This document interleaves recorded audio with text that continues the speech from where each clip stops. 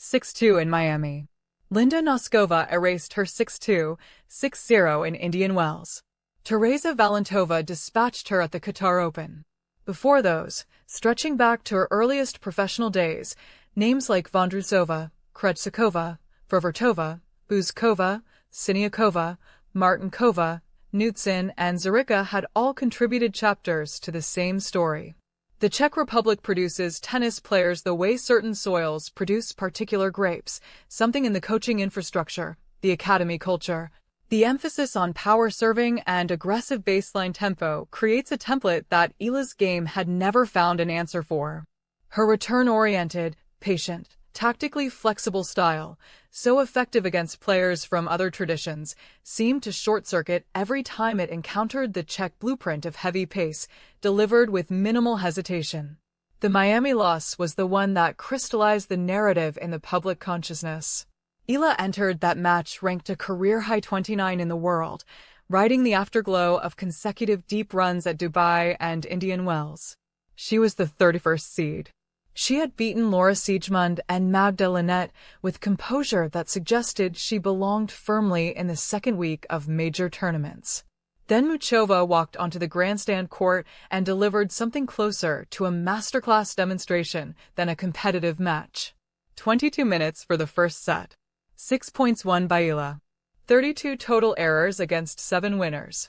It was the kind of performance that makes the loser question not just their preparation for a single match, but their fundamental viability at the level they inhabit. Filipino fans watching at 3 in the morning Manila time saw their champion reduced to something they did not recognize. 3 months later, Eala arrived in Birmingham with different hair, but the same unresolved question. The grass court season had always been kind to her. The previous summer she reached the Eastbourne final, the first Filipina ever to contest a WTA Tour championship match, and held 4 championship points before losing a final set tiebreak to Maya Joint. That near miss taught her something about herself on the surface. Grass rewarded her flat ball striking, her ability to take the ball early, her willingness to approach the net when geometry demanded it. These were not attributes the clay courts of Rome and Madrid had any interest in amplifying. Her Birmingham draw opened against Australia's Priscilla Hahn, and the result, 6-0, 6-2, announced something immediately. This was not the tentative Eala of Stuttgart, where a first-round exit had suggested the European spring would swallow her entirely. This was not the player who had looked lost in Madrid's second round or managed only a single victory in Rome before departing. The 62-minute demolition of Hahn contained a statistical detail worth noting. Eala won 84% of points on her first serve and did not face a single break point. On a surface that rewards serving, that number mattered. She moved through Alina Kariva 6-2, 7-5 in the second round, then handled Thailand's Manikaya Sawanki 6-3, 6-2 in the quarterfinals without ever appearing troubled. But the semi-final against Switzerland's Rebecca Mazarova introduced the kind of adversity that separates tournament winners from tournament passengers. Rain interrupted the match with Eala leading 6-2, 2-4 in the second set. When play resumed, Eala lost the second set 4-6 before recovering in the decider 6-3. The break in play, the shift in momentum, the need to rebuild concentration after hours of waiting, these are the invisible fitness tests that grass court tennis inflicts on players accustomed to hard court rhythm. Eala passed. Then came the draw's cruelest joke. Waiting in the final was Nikola Bartunkova, Czech, 20 years old. Ranked 69 in the world and climbing rapidly after stunning Madison Keys in 3 sets at the Rome Masters just weeks earlier. A player whose 6-foot frame delivered serves at speeds Eala's returning reflexes would need to process in fractions of seconds less than usual. And one more detail that transformed a standard final into something stranger and more intimate. Bartunkova was Eala's doubles partner. They had entered the Birmingham doubles draw together. They had warmed up together. They had strategized together against Harriet Dart and Maya Lumsden in the doubles first round, a match they lost in a super tiebreak, 9-11, before the tournament's singles bracket funneled them toward exactly this moment. Think about what that means tactically. Bartunkova knew Eala's serve patterns because she had stood beside her while Eala served. She knew Eala's movement tendencies because she had watched her cover the doubles court at close range. She knew which forehand Eala hit when she was confident and which one appeared when she was guessing. The intimacy was mutual, of course, but the knowledge exchange carried different weight given what the match represented for Eala specifically. This was not merely a final. It was the Czech Curse incarnate, wearing the face of someone who had hugged her at the net 6 days earlier. The first set confirmed every fear. Bartonkova served with the confidence of someone who had defeated a player ranked 17 in the world less than a month ago. Her ground strokes carried the heavy topspin that Czech coaching academies drill into their players from age 12. She broke Eala's serve and consolidated, then defended her own service games with the kind of composed aggression that had tortured Eala 13 times before. At 5-7, the set belonged to Bartonkova, and the familiar shape of another Czech defeat began materializing in the English afternoon. What happened next was not dramatic in the way television demands drama. There was no single moment of transcendence. No ace at a crucial juncture that flipped a psychological switch. What happened was systematic and deliberate and reflected hundreds of hours of grass court work at the Rafa Nadal Academy under coach Daniel Gomez. Eala changed her return position. She stepped 2 feet inside the baseline on Bartonkova's second serve, cutting the Czech's reaction time and denying her the depth she needed to dictate from the back of the court. She began targeting Bartonkova's backhand with slice approaches that skidded low on the grass, forcing the taller player to bend deeper than her frame naturally wanted to go. At 2-all in the second set, Eala broke serve. Then held. Then broke again. 3 consecutive games won, and suddenly the scoreboard read 5-2.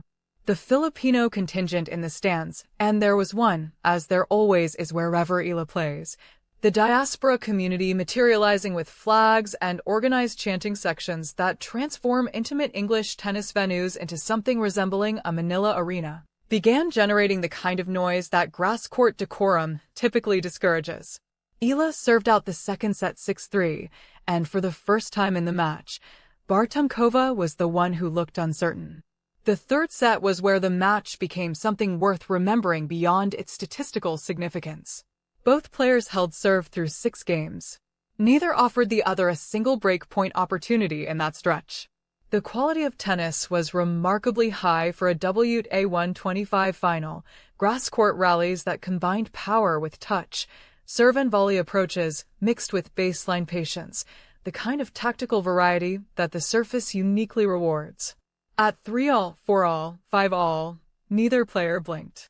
Then at 5-all, Eala constructed a return game that belonged in a highlight reel. She read Bartonkova's serve direction 3 consecutive times, landing returns at the Czech's feet as she moved forward, forcing volleying errors that betrayed the pressure mounting on Bartonkova's shoulders. A break. 6-5 Eala. Serving for the championship. Serving to end the Czech Curse. She did not serve it out cleanly. That would have been too neat for a narrative built on 13 losses. She faced a break point at 30-40. Bartonkova's return landed deep to Eala's backhand corner, the exact location that had produced errors throughout those 13 previous Czech defeats.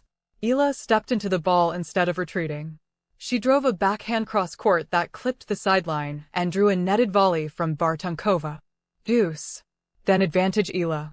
Then a first serve at 170 km/h, her fastest of the match, that Bartonkova could only block into the net. The celebration was immediate and physical. Eala dropped her racket and covered her face with both hands, a gesture that contained more relief than joy. Her coaching team in the player box stood as a unit. The Filipino fans produced a noise that had no business existing at a tournament of this tier. And across the net, Bartonkova, friend, partner, competitor, walked forward with a smile that contained genuine warmth alongside genuine disappointment. What made this victory structurally different from every previous Czech encounter was not the surface alone, though grass certainly helped.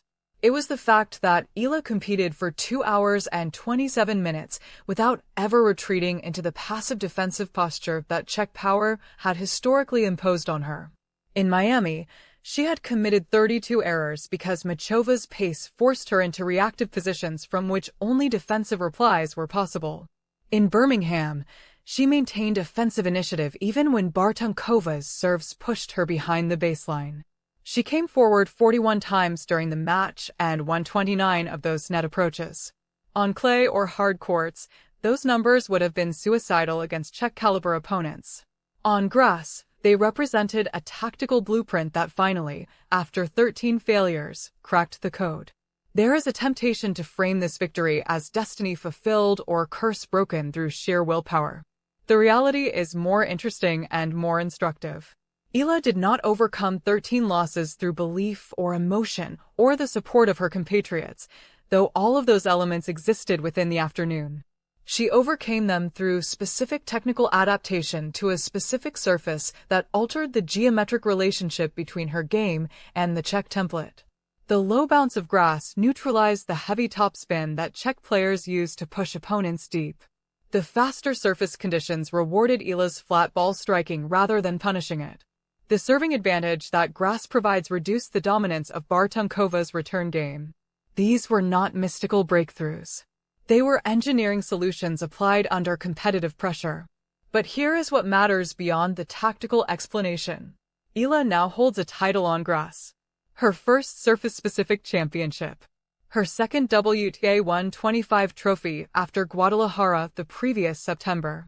She leaves Birmingham ranked 37 and climbing, with Wimbledon 3 weeks away and a draw that will almost certainly include Czech opponents in later rounds.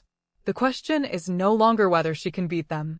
The question is whether Birmingham's lesson transfers to the All-England club, where the grass plays slightly differently and the stakes multiply exponentially. For the Filipino diaspora community that filled Edgbaston Priory Club beyond its comfortable capacity, the answer to that question can wait.